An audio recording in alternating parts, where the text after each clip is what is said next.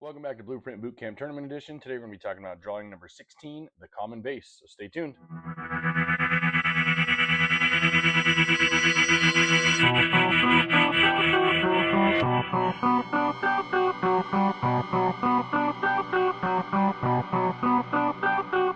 All right, so today on Blueprint Bootcamp Tournament Edition, we are going to be doing drawing number 16, the common base. It is a very, very simple drawing. I know I've said that for the last 15 weeks now about all these different drawings, but let's go ahead and jump on into Onshape and let's take a look. So here we are.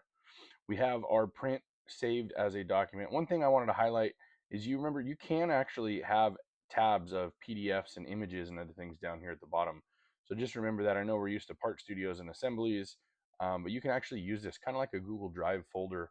So if you're working on a project for you and a team or just you to stay organized, you can also do that as well. So let's take a look here at this drawing.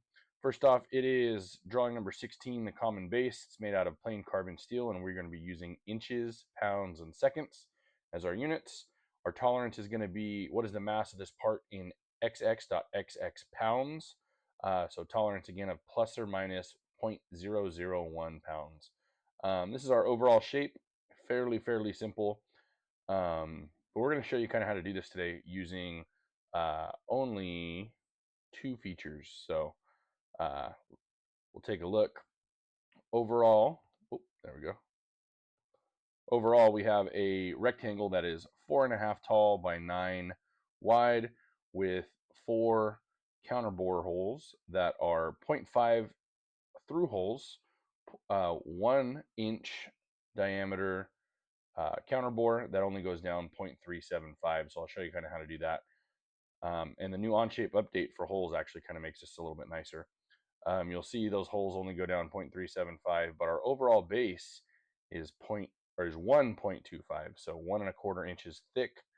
And then our rectangle for our bolt holes, for our counterbore holes, are going to be 3 by 7. So there is our print. Let's go ahead and jump on into Onshape so we know what we're dealing with. All right, once we are in Onshape, let's go ahead and get started by starting a sketch. We'll select that top plane, Shift and S to start our sketch, N to normalize our view, and P to hide those planes. And again, this whole thing is based off of 2 rectangles. So we'll go ahead and do our first rectangle, pressing letter R. We'll select our center point for a center point rectangle. Go ahead and click out, 9 inches wide by 4.5 tall. We're going to click that origin one more time, but before we click a second time, I'm going to go ahead and press the letter Q. That's going to turn it into a construction line, and you'll see why we'll do this here in a second. But this is going to be for our holes to be aligned with. So I'm going to go ahead and say for this bottom one, it needs to be 7 by 3. And now we'll press Shift and E, and we'll have our extrude. So I want to reuse that sketch we just made, so I'm going to flop that direction, and I'm going to change this to 1.25. Enter, enter, and now we have our deal like so. Come back up here, turn sketch 1 on, and I'm going to zoom up here and show you we are going to use the hole tool today. So once you're in the hole tool, you'll have inch, metric, simple, counterbore, countersink. We're going to go simple, or we'll go counterbore and inch. And what we're going to do, I'll jump back over. This is what we need our measurement to look like. Well, what's cool is this is what's going on now in Onshape. They added this update to where when you actually align your holes, so we'll put some in really quick. I'll go ahead and say that corner right there, right there, right there, and right there. So it all pops up. You'll see I have this little blurb that looks just like it does on the plans. So first thing we need to do is that 1/4 inch needs to be 0.5. So we'll type in 0.5. That one is 1, and our depth needs to be 0.375 or 3/8 for that step. So if we look 0.5 through, 1 counterbore diameter down 0.375. And now we have all 4 in the same spot. We'll go ahead and click accept. And now I can go ahead and click my material. Now, one thing I know that a lot of my students struggle with is because we turned that sketch back on, if I right click right here, it's not going to allow me to assign material because I'm selecting the sketch. But if I come down here to the actual part and I right click and assign material, then I guess I can show that over here. Assign material. You'll see that it says assign material for part 1 because I clicked down on this face, not up here like so. See, I don't have that option anymore. So I have to click assign material, come over here. This is plain carbon steel, so we'll switch it to the custom. Plain carbon steel, accept, get our weight, and I get a total mass of 13.74 pounds, which is correct.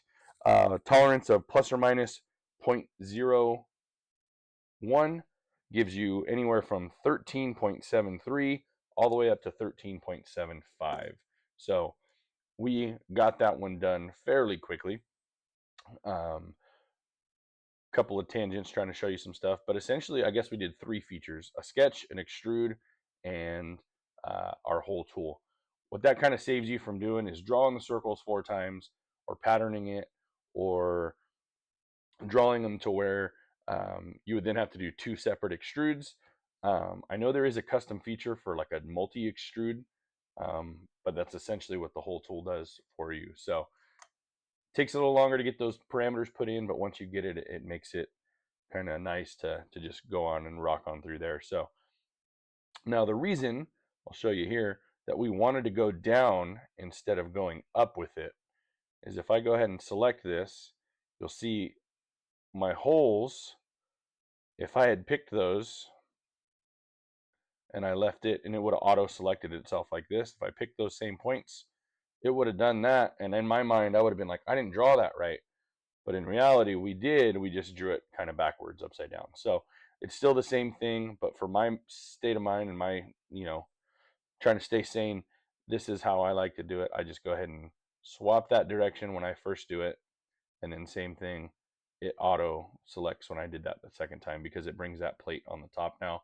And I'm not doing a whole bunch of rotations and flips and getting myself out of orientation on a, like on a simple square part like this, rectangle part like this. It's not the end of the world to have to flip over a couple of times, but when you start getting into some really intricate parts, it could get really confusing and kind of hard to deal with. So that's going to do it for this drawing. I know it's pretty quick, but I had some other stuff I wanted to talk about. So I just got back from Boston, and it was one of the coolest trips I've ever been to. So you'll see I'm wearing my shirt from Catalyst. They're an injection molding company. It says I survived Rapid plus TCT, and all I got was this lousy T-shirt. It's the biggest lie on a T-shirt I ever had. The back says more about some stuff, but I went with my suitcase, and it had about 45 pounds worth of clothes in it. Clothes, shoes, laptop, all that jazz.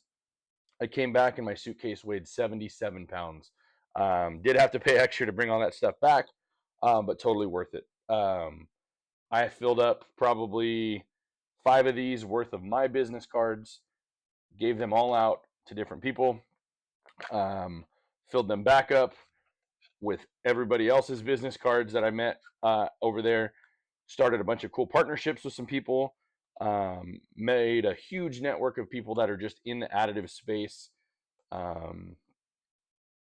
talked to big name companies that I've always liked and wanted to see and check out their printers, but maybe couldn't afford them all the time. So I was face to face with Prusa, Snapmaker, Formlabs, Creality. Who else did I see? Flashforge, Stratasys, you name it, they were there. Talked to a lot of people that were amazed that I, as an educator, just kind of went out there by myself. Showed off all the stuff we're doing in the ag world here in California, but also what we do in my class, and built a lot of cool partnerships. So I'm really excited to email all those people back and see what we can do in terms of working with the channel, working with the school. The kids are going to be really lucky with the amount of attention they're going to be getting here in the next couple of weeks because people believe in what we're doing in the classroom, and I'm really excited. So I got a challenge for you guys. I am at 1,429 subscribers. I think we could get to 1,500 before the end of the month. If we do that, I have a bunch of filament that I brought home. I will maybe make one whole roll and I'll print a bunch of like fan tokens out or something. And if you're in the giveaway, we'll do a giveaway for some stuff that I can print for you guys. But also, I know some of you guys are starting to get your own printers. I want to give away some filament. I'm not quite to the point where I can give away a printer yet, but if one of these people reaches out and they'd be willing to give me a printer, um, I would be more than willing to give one out to you guys, because you guys are what got me here, and you're the reason I was able to talk to these people and tell them kind of what we do. So, one other last fun fact that was really cool and just totally blew my mind is I met a guy while I was out there who saw my shirt. I was wearing my Mesa Make shirt, our Educate, Fabricate, Dominate. And he was looking at it and he was like, kind of giving me a side eye. And then he was like, "Hey, are you like him? Are you Mesa Makes?" And I was like, "Oh yeah, no, that's me. I run a YouTube channel and I do a bunch of 3D CAD tutorials and whatnot." And he goes, "I learned how to do Onshape from you. Like you're the one who taught me." And I was like, "Oh, that's so cool. Like that just totally makes my day." Well, at this conference, everybody wears badges. I looked down at his badge. He worked for Boeing. Like I taught a guy how to draw in this CAD program. He probably already knew how to draw it with some CAD to begin with, but I have officially, I can say that I've taught someone who works at Boeing how to draw uh, CAD drawings. So that was really, really cool. Kind of made me, you know, people recognized me, and it happened a lot throughout the conference. So ran into some people that had watched the videos and subscribed, and really, really cool conference. I can't wait. Next year's in Detroit. I can't wait. I'm gonna try to go again if I can swing it. Um, but yeah, so that's gonna do it for us. I'm gonna leave a little video in the end to show you. They interviewed me while I was there, so I'll show you kind of what was going on, and I'll leave that there. So again, get us to 1,500 subscribers, and we will do a giveaway at the end of the month. So that's gonna do it for us. You guys take care. See you next time. My name is Corey Mesa. I'm from Mesa Makes. I'm out here, came all the way out from California, a couple of flights, running, jogging, bus rides, all the stuff in between. Coming out here because of how important additive manufacturing is. I'm a high school teacher and I do traditional welding, woodworking, electrical type stuff. But our goal is to get these kids into the future and seeing what they can do. So I teach CAD because our shop flooded a couple years back and I had to have a pivot. So our motto, I'll show you on the back, we do educate, fabricate, and dominate. So if you can learn to make it and build it, you can pretty much do whatever. And so now I'm trying to get those tools to come back with me to California, make some networking, and having that actual FaceTime and not FaceTime on a phone, because this is the real world, and I'm a 90s kid and I'm used to doing old school, showing up, talking to people, and having that face-to-face interaction, because at the end of the day, you're gonna remember a face more than you're gonna remember a name. Part of the reason why I got my face as my logo. So check out Mesa Makes. Having a great time out here at Rapids, so hope you guys are doing the same. Thanks.